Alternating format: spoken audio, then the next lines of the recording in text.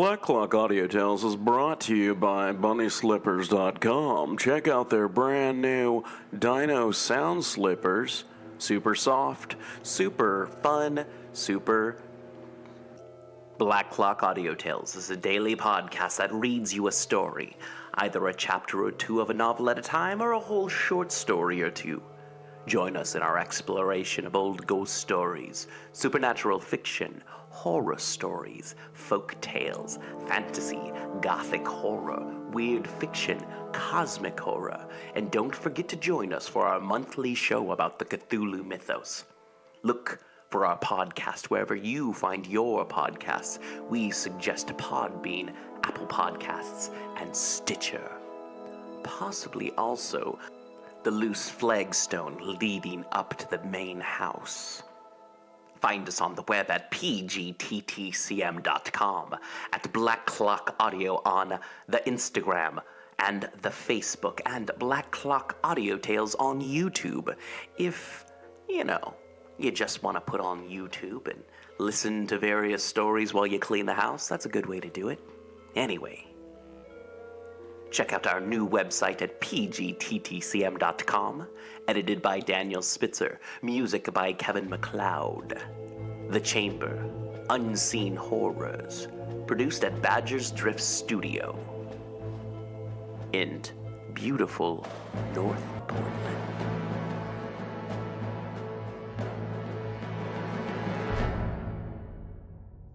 The being finished speaking and fixed his looks upon me in the expectation of a reply, but I was bewildered, perplexed, and unable to arrange my ideas sufficiently to understand the full extent of his proposition. He continued, "You must create a female for me with whom I can live in the interchange of those sympathies necessary for my being. This you alone can do, and I demand it of you as a right which you must not refuse to concede."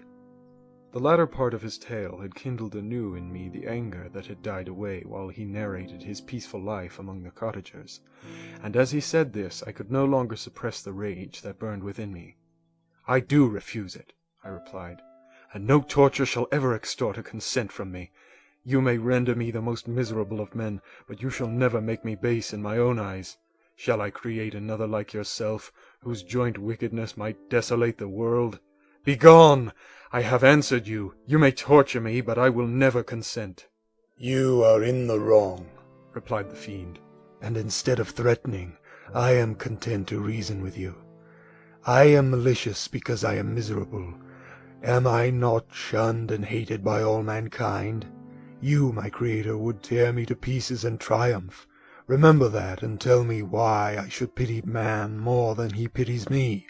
You would not call it murder if you could precipitate me into one of those ice rifts and destroy my frame, the work of your own hands. Shall I respect man when he condemns me? Let him live with me in the interchange of kindness, and instead of injury, I would bestow every benefit upon him with tears of gratitude at his acceptance. But that cannot be. The human senses are insurmountable barriers to our union. Yet mine shall not be the submission of abject slavery. I will revenge my injuries. If I cannot inspire love, I will cause fear, and chiefly towards you, my arch-enemy, because my creator, do I swear inextinguishable hatred. Have a care.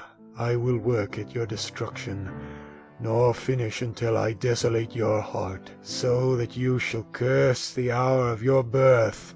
A fiendish rage animated him as he said this. His face was wrinkled into contortions too horrible for human eyes to behold, but presently he calmed himself and proceeded. "I intended to reason. This passion is detrimental to me, for you do not reflect that you are the cause of its excess.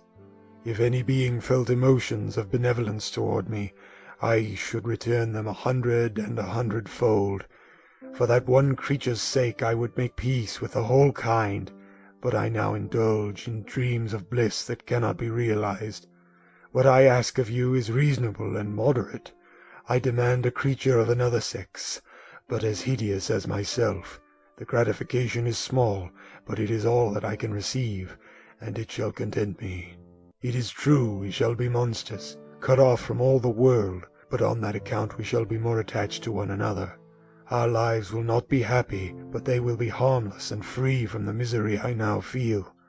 Oh, my Creator, make me happy.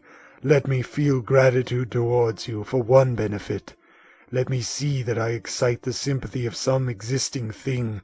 Do not deny me my request." I was moved. I shuddered when I thought of the possible consequences of my consent, but I felt that there was some justice in his argument.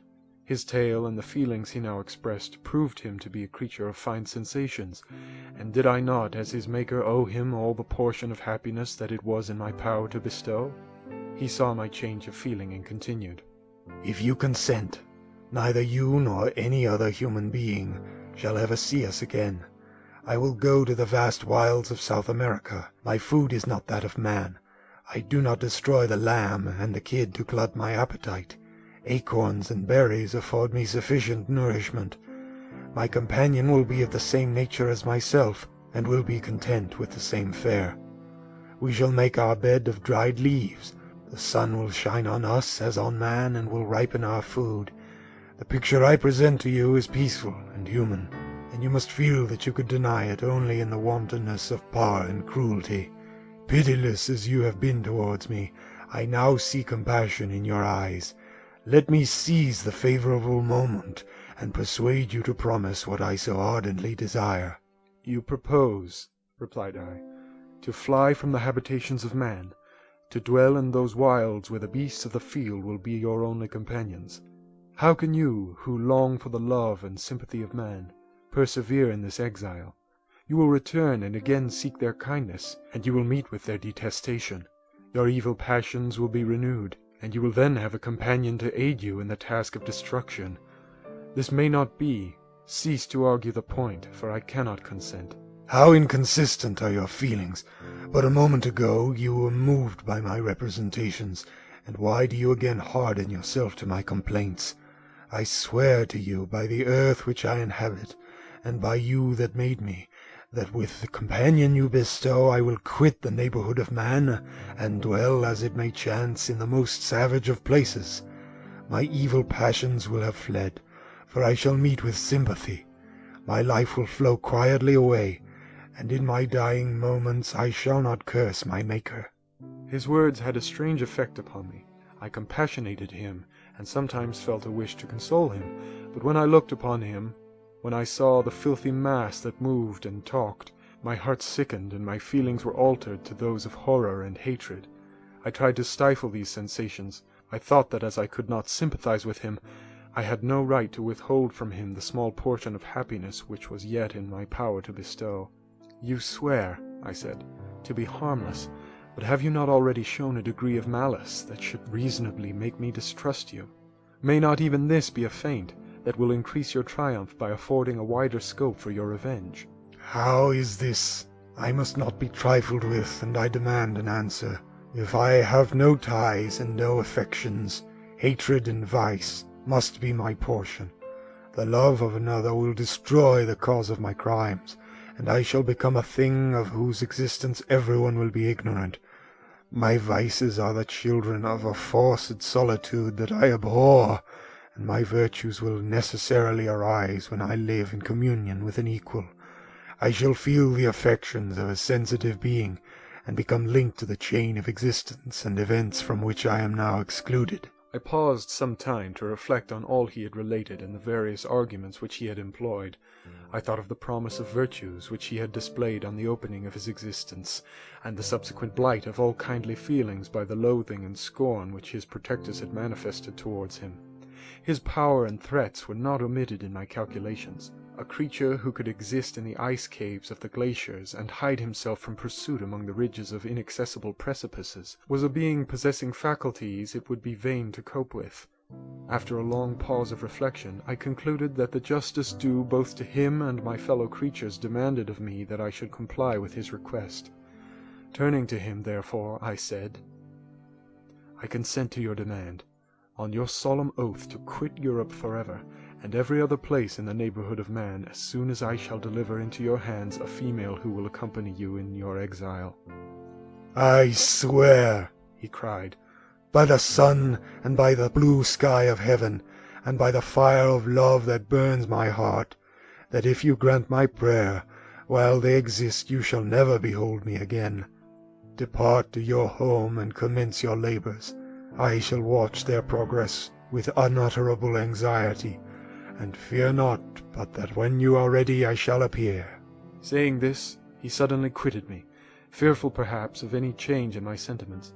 I saw him descend the mountain with greater speed than the flight of an eagle, and quickly lost among the undulations of the sea of ice. His tale had occupied the whole day, and the sun was upon the verge of the horizon when he departed.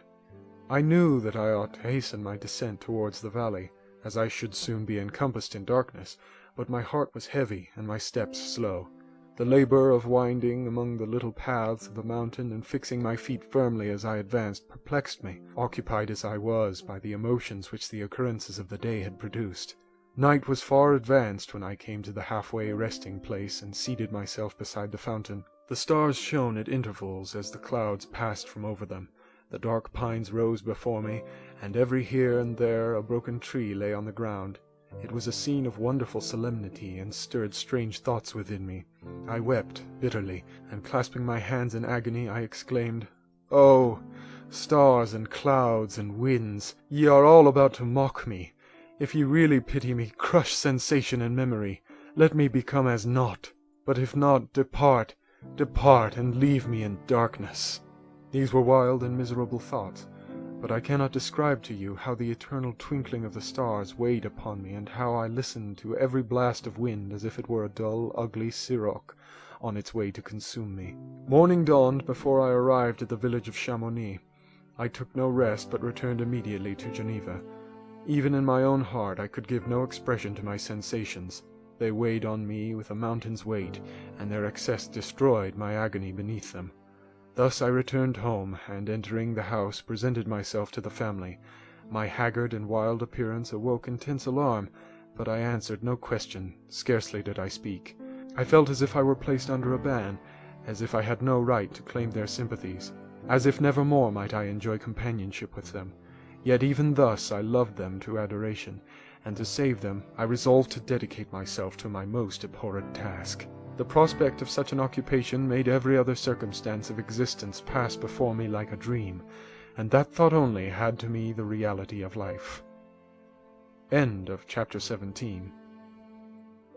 Day after day, week after week passed away on my return to Geneva, and I could not collect the courage to recommence my work. I feared the vengeance of the disappointed fiend, yet I was unable to overcome my repugnance to the task which was enjoined me. I found that I could not compose a female without again devoting several months to profound study and laborious disquisition. I had heard of some discoveries having been made by an English philosopher, the knowledge of which was material to my success, and I sometimes thought of obtaining my father's consent to visit England for this purpose. But I clung to every pretense of delay, and shrank from taking the first step in an undertaking whose immediate necessity began to appear less absolute to me. A change indeed had taken place in me. My health, which had hitherto declined, was now much restored, and my spirits, when unchecked by the memory of my unhappy promise, rose proportionably. My father saw this change with pleasure, and he turned his thoughts towards the best method of eradicating the remains of my melancholy, which every now and then would return by fits, and with a devouring blackness overcast the approaching sunshine. At these moments I took refuge in the most perfect solitude. I passed whole days on the lake alone in a little boat, watching the clouds and listening to the rippling of the waves, silent and listless. But the fresh air and bright sun seldom failed to restore me to some degree of composure, and on my return I met the salutations of my friends with a readier smile and a more cheerful heart. It was after my return from one of these rambles that my father, calling me aside, thus addressed me. "I am happy to remark, my dear son, that you have resumed your former pleasures and seem to be returning to yourself. And yet you are still unhappy and still avoid our society. For some time I was lost in conjecture as to the cause of this, but yesterday an idea struck me, and if it is well founded, I conjure you to avow it. Reserve on such a point would be not only useless, but draw down treble misery on us all." I trembled violently at his exordium, and my father continued, "I confess, my son, that I have always looked forward to your marriage with our dear Elizabeth, as the tie of our domestic comfort, and the stay of my declining years. You were attached to each other from your earliest infancy. You studied together, and appeared in dispositions and tastes entirely suited to one another. But so blind is the experience of man that what I conceive to be the best assistance to my plan may have entirely destroyed it. You, perhaps, regard her as your sister, without any wish that she might become your wife. Nay, you may have met with another, whom you may love, and considering yourself as bound in honour to Elizabeth, this struggle may occasion the poignant misery which you appear to feel. My dear father, reassure yourself. I love my cousin tenderly and sincerely. I never saw any woman who excited, as Elizabeth does, my warmest admiration and affection. My future hopes and prospects are entirely bound up in the expectation of our union. The expression of your sentiments of this subject, my dear Victor, gives me more pleasure than I have for some time experienced. If you feel thus, we shall assuredly be happy, however present events may cast a gloom over us. But it is this gloom which appears to have taken so strong a hold of your mind that I wish to dissipate. Tell me, therefore, whether you object to an immediate solemnization of the marriage. We have been unfortunate, and recent events have drawn us from that everyday tranquillity befitting my years and infirmities. You are younger, yet I do not suppose, possessed as you are of competent fortune, that an early marriage would at all interfere with any future plans of honour and utility that you may have formed. Do not suppose, however, that I wish to dictate happiness to you, or that a delay on your part would cause me any serious uneasiness. Interpret my words with candour, and answer me, I conjure you, with confidence and sincerity."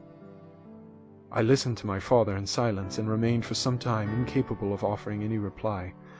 I revolved rapidly in my mind a multitude of thoughts, and endeavoured to arrive at some conclusion. Alas! To me the idea of an immediate union with my Elizabeth was one of horror and dismay. I was bound by a solemn promise which I had not yet fulfilled, and dared not break, or if I did, what manifold miseries might not impend over me and my devoted family. Could I enter into a festival with this deadly weight yet hanging round my neck and bowing me to the ground? I must perform my engagement and let the monster depart with his mate before I allowed myself to enjoy the delight of a union from which I expected peace. I remembered also the necessity imposed upon me of either journeying to England or entering into a long correspondence with those philosophers of that country whose knowledge and discoveries were of indispensable use to me in my present undertaking. The latter method of obtaining the desired intelligence was dilatory and unsatisfactory. Besides, I had an insurmountable aversion to the idea of engaging myself in my loathsome task in my father's house, while in habits of familiar intercourse with those I loved. I knew that 1,000 fearful accidents might occur, the slightest of which could disclose a tale to thrill all connected with me with horror. I was aware also that I should often lose all self-command, all capacity of hiding the harrowing sensations that would possess me during the progress of my unearthly occupation. I must absent myself from all I loved while thus employed. Once commenced, it would quickly be achieved, and I might be restored to my family in peace and happiness. My promise fulfilled, the monster would depart forever, or, so my fond fancy imaged, some accident might meanwhile occur to destroy him and put an end to my slavery forever. These feelings dictated my answer to my father. I expressed a wish to visit England, but concealing the true reasons of this request, I clothed my desires under a guise which excited no suspicion, while I urged my desire with an earnestness that easily induced my father to comply. After so long a period of an absorbing melancholy that resembled madness in its intensity and effects, he was glad to find that I was capable in taking pleasure in the idea of such a journey, and he hoped that change of scene and varied amusement would, before my return, have restored me entirely to myself. The duration of my absence was left to my own choice. A few months, or at most a year, was the period contemplated. One paternal kind precaution he had taken to ensure my having a companion. Without previously communicating with me, he had, in concert with Elizabeth, arranged that Clerval should join me at Strasbourg. This interfered with the solitude I coveted for the prosecution of my task, yet at the commencement of my journey the presence of my friend could in no way be an impediment, and truly I rejoiced that thus I should be saved many hours of lonely, maddening reflection. Nay, Henry might stand between me and the intrusion of my foe. If I were alone, would he not at times force his abhorred presence on me to remind me of my task or to contemplate its progress? To England, therefore, I was bound, and it was understood that my union with Elizabeth should take place immediately on my return. My father's age rendered him extremely averse to delay, For myself, there was one reward I promised myself from my detested toils, one consolation for my unparalleled sufferings. It was the prospect of that day when, enfranchised from my miserable slavery, I might claim Elizabeth and forget the past in my union with her. I now made arrangements for my journey, but one feeling haunted me which filled me with fear and agitation. During my absence I should leave my friends unconscious of the existence of their enemy and unprotected from his attacks, exasperated as he might be by my departure. But he had promised to follow me wherever I might go, and would he not accompany me to England? This imagination was dreadful in itself, but soothing inasmuch as it supposed the safety of my friends. I was agonized with the idea of the possibility that the reverse of this might happen, but through the whole period during which I was the slave of my creature I allowed myself to be governed by the impulses of the moment, and my present sensations strongly intimated that the fiend would follow me and exempt my family from the danger of his machinations. It was in the latter end of September that I again quitted my native country. My journey had been my own suggestion, and Elizabeth therefore acquiesced, but she was filled with disquiet at the idea of my suffering, away from her, the inroads of misery and grief. It had been her care which provided me a companion in Clerval, and yet a man is blind to 1,000 minute circumstances, which call forth a woman's sedulous attention. She longed to bid me hasten my return. 1,000 conflicting emotions rendered her mute as she bade me a tearful silent farewell. I threw myself into the carriage that was to convey me away, hardly knowing whither I was going, and careless of what was passing around. I remembered only, and it was with a bitter anguish that I reflected on it, to order that my chemical instruments should be packed to go with me. Filled with dreary imaginations, I passed through many beautiful and majestic scenes, but my eyes were fixed and unobserving. I could only think of the bourne of my travels, and the work which was to occupy me whilst they endured. After some days spent in listless indolence, during which I traversed many leagues, I arrived at Strasbourg, where I waited 2 days for Clerval. He came. Alas, how great was the contrast between us! He was alive to every new scene, joyful when he saw the beauties of the setting sun, and more happy when he beheld it rise and recommence a new day. He pointed out to me the shifting colors of the landscape and the appearance of the sky. "This is what it is to live," he cried. "How I enjoy existence! But you, my dear Frankenstein, wherefore are you desponding and sorrowful?" In truth, I was occupied by gloomy thoughts, and neither saw the descent of the evening star nor the golden sunrise reflected in the Rhine. And you, my friend, would be far more amused with the journey of Clerval, who observed the scenery with an eye of feeling and delight, than in listening to my reflections. I, a miserable wretch, haunted by a curse that shut up every avenue to enjoyment. We had agreed to descend the Rhine in a boat from Strasbourg to Rotterdam, whence we might take shipping for London.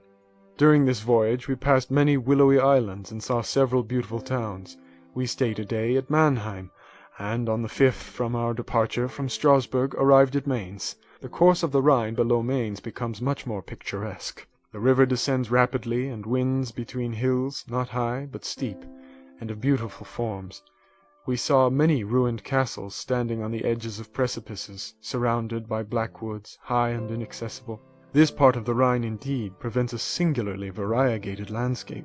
In one spot you view rugged hills, ruined castles overlooking tremendous precipices, with the dark Rhine rushing beneath. and on the sudden turn of a promontory, flourishing vineyards with green sloping banks and a meandering river and populous towns occupy the scene. We travelled at the time of the vintage, and heard the song of the labourers as we glided down the stream. Even I, depressed in mind, and my spirits continually agitated by gloomy feelings, even I was pleased. I lay at the bottom of the boat, and as I gazed on the cloudless blue sky, I seemed to drink in a tranquillity to which I had long been a stranger. And if these were my sensations, who can describe those of Henry? He felt as if he had been transported to fairyland, and enjoyed a happiness seldom tasted by man. "I have seen," he said, "the most beautiful scenes of my own country.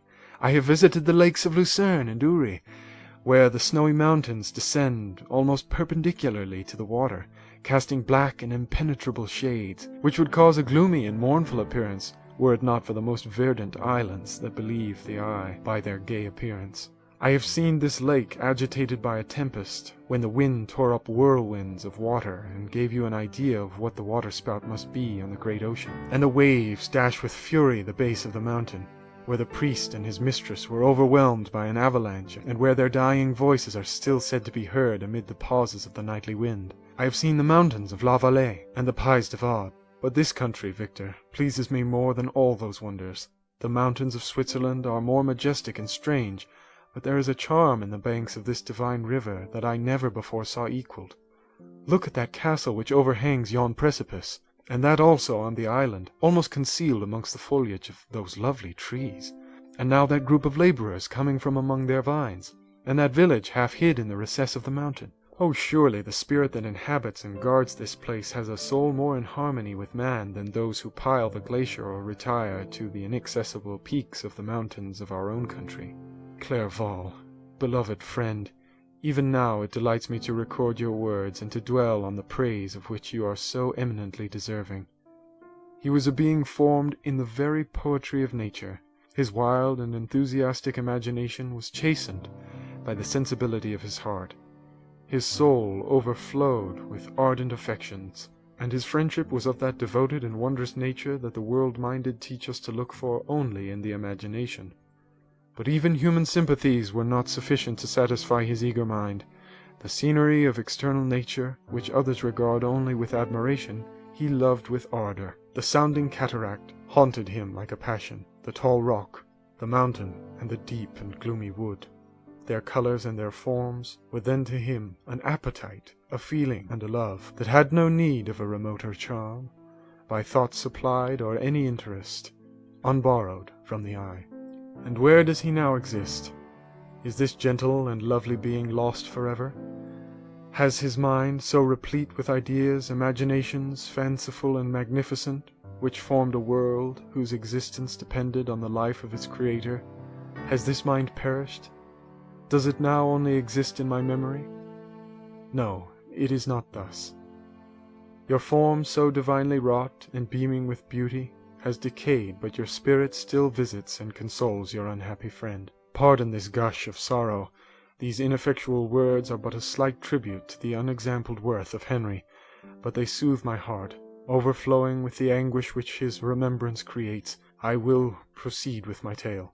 Beyond Cologne we descended to the plains of Holland, and we resolved to post the remainder of our way, for the wind was contrary, and the stream of the river was too gentle to aid us.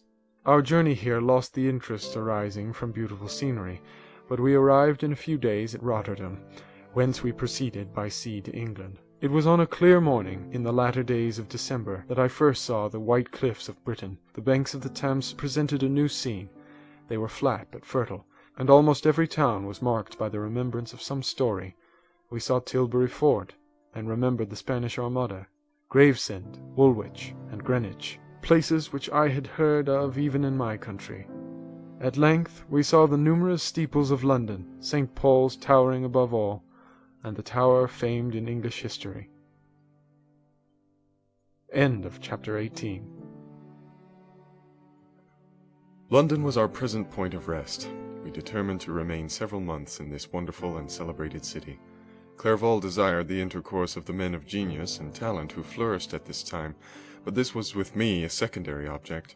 I was principally occupied with the means of obtaining the information necessary for the completion of my promise, and quickly availed myself of the letters of introduction that I had brought with me, addressed to the most distinguished natural philosophers.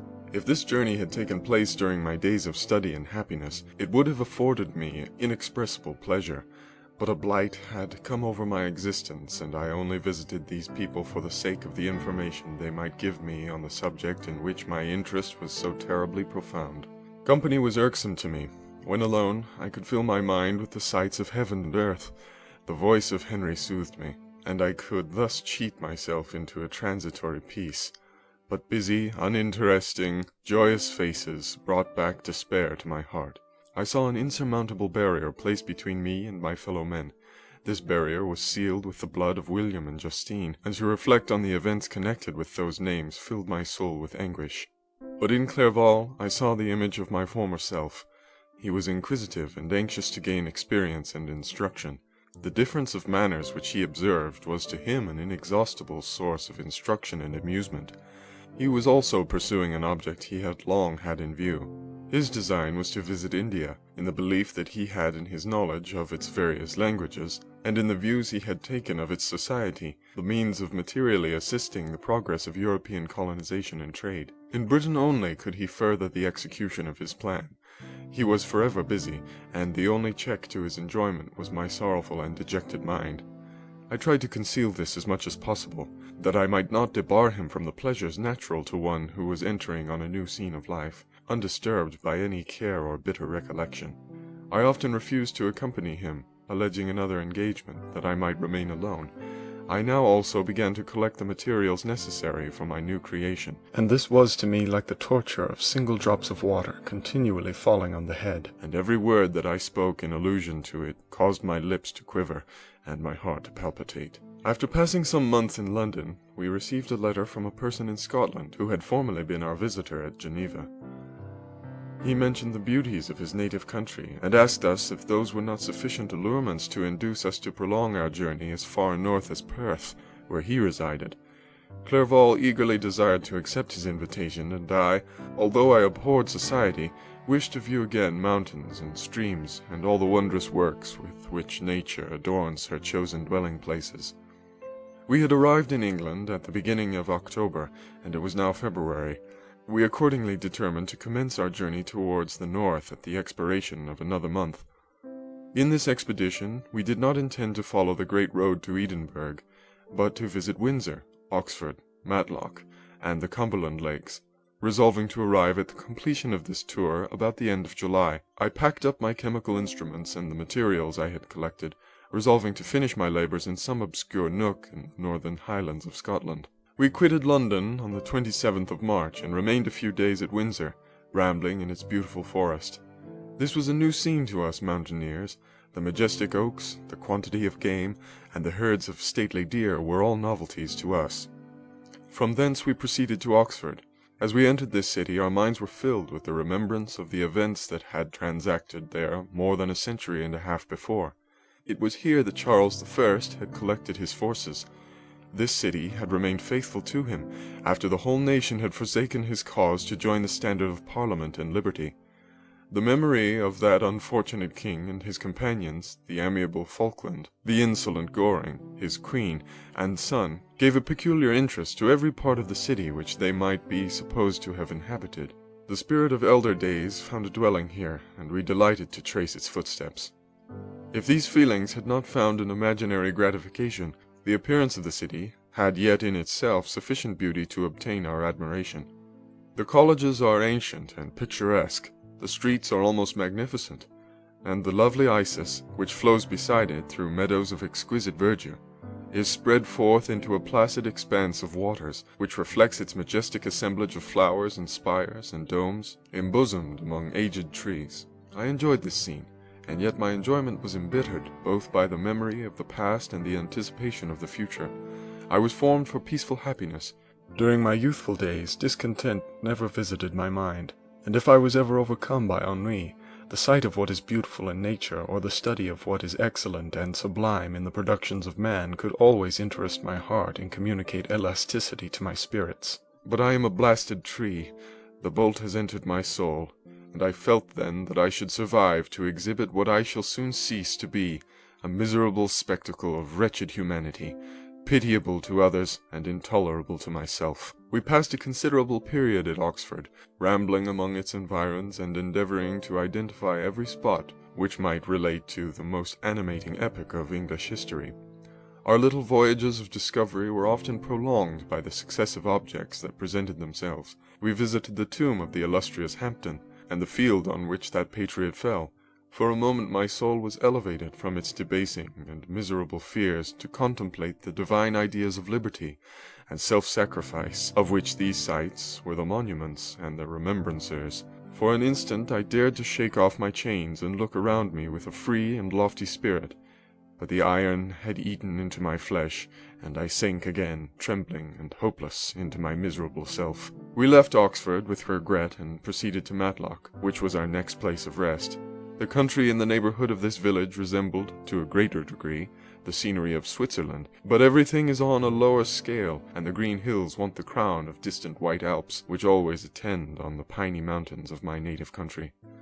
We visited the wondrous cave and the little cabinets of natural history, where the curiosities are disposed in the same manner as in the collections of Sauveur and Chamonix. The latter name made me tremble when pronounced by Henry, and I hastened to quit Matlock, with which that terrible scene was thus associated. From Derby, still journeying northwards, we passed 2 months in Cumberland and Westmoreland.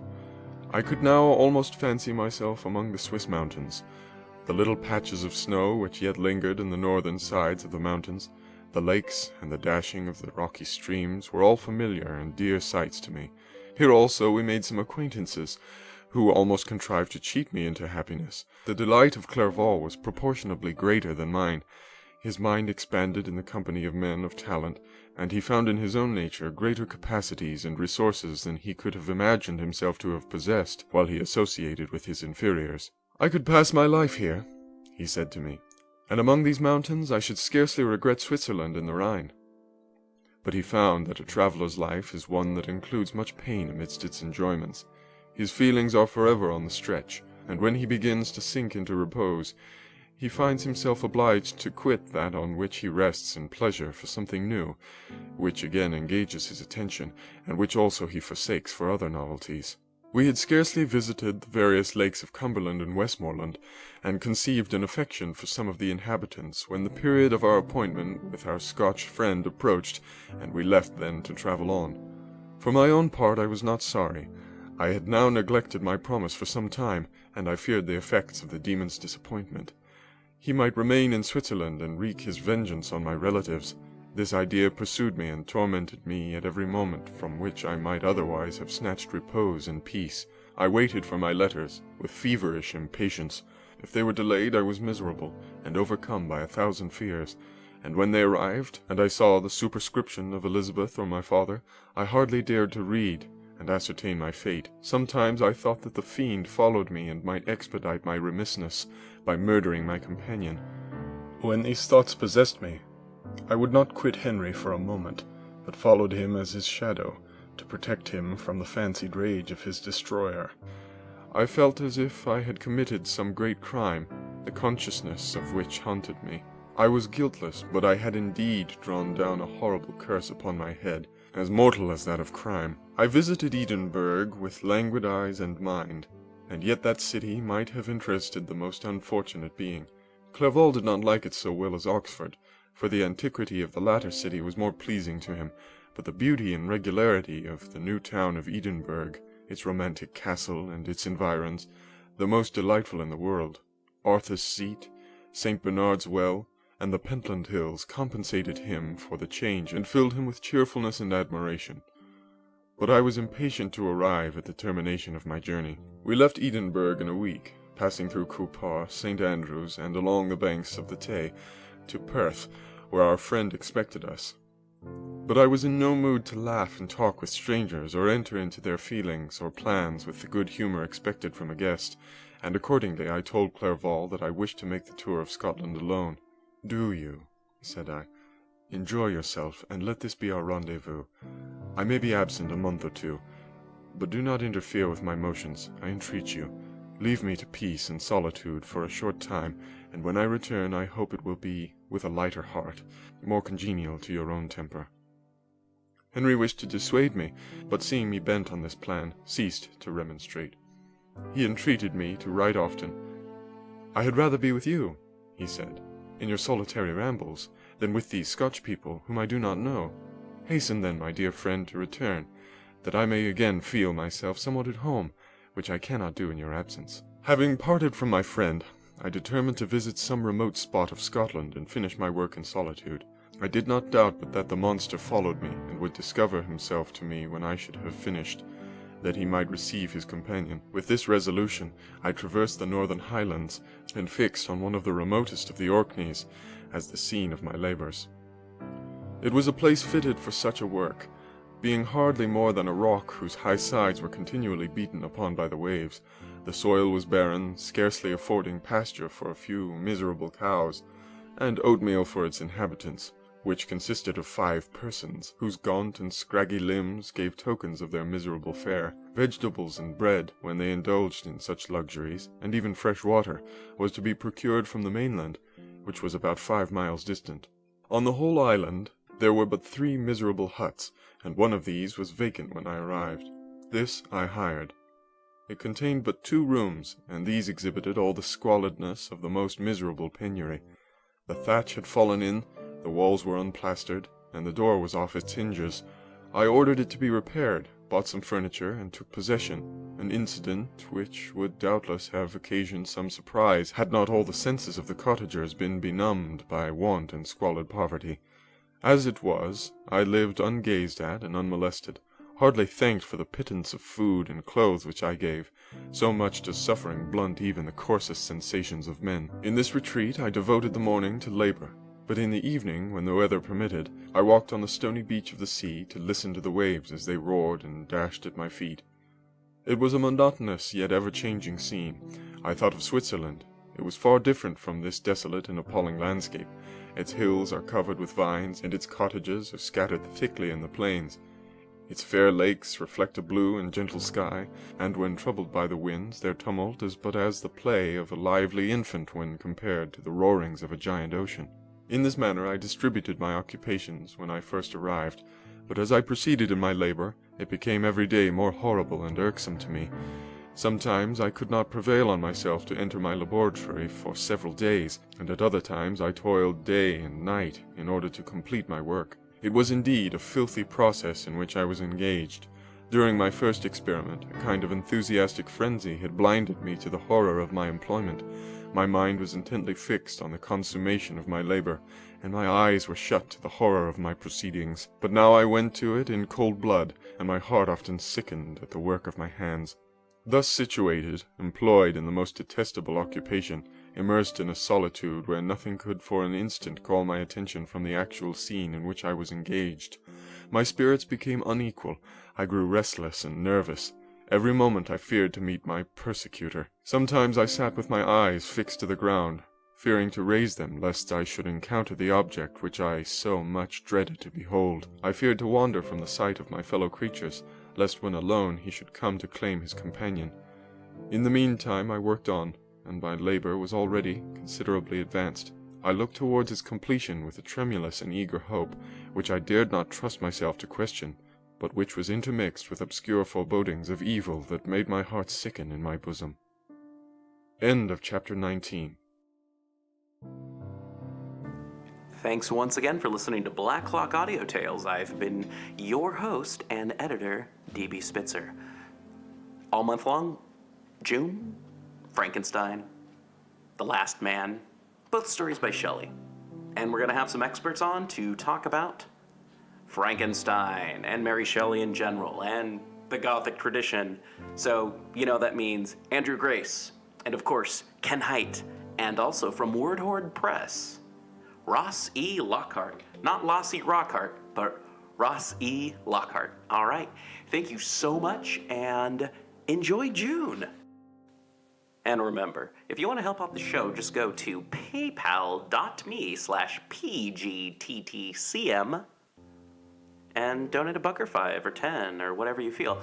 And also, if you want to be part of our patron scheme, go to pgttcm.podbean.com and donate.